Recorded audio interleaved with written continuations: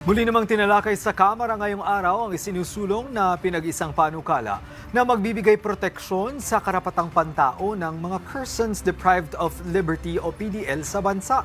Si Nomer Corporal, live mula sa Batasang Pambansa. Nomer.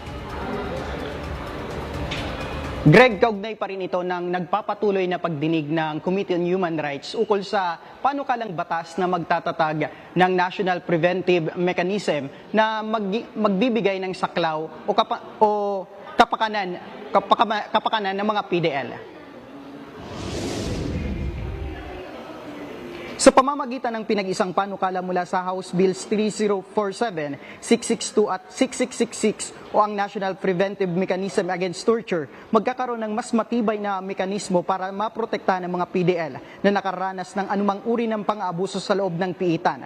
Sa ilalim ng panukala, binibigyan ng kapangyarihan ang National Preventive Mechanism sa ilalim ng Commission on Human Rights na magsagawa ng investigasyon, kabilang ang karapatang makapanayam ang mga biktima at personnel ng mga detention facility. Nakapaloob din dito sa kanilang access sa mga ebidensya sa loob ng piitan, kabilang ang CCTV footages.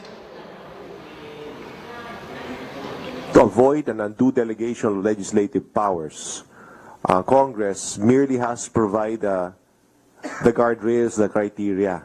For example, that it should not be arbitrary, not of long duration, that it has to be it has to be localized only to the affected areas. These are the examples of criteria, and that it will not be tantamount to a permission, it's not permission-based.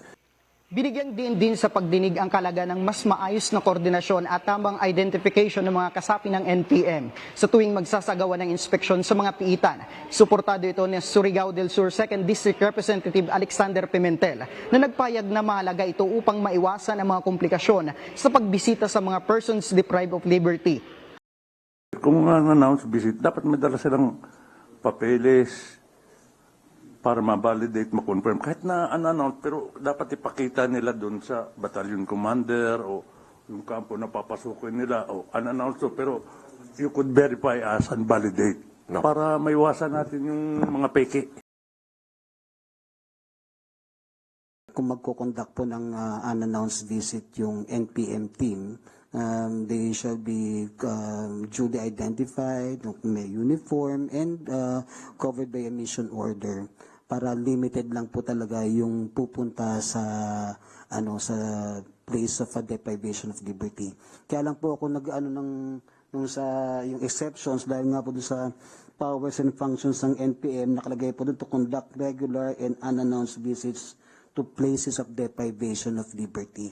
Kaya yun po yung gusto na malagyan sana ng exceptions, and kung wala na yung threat, dapat makonduct na yung unannounced visit.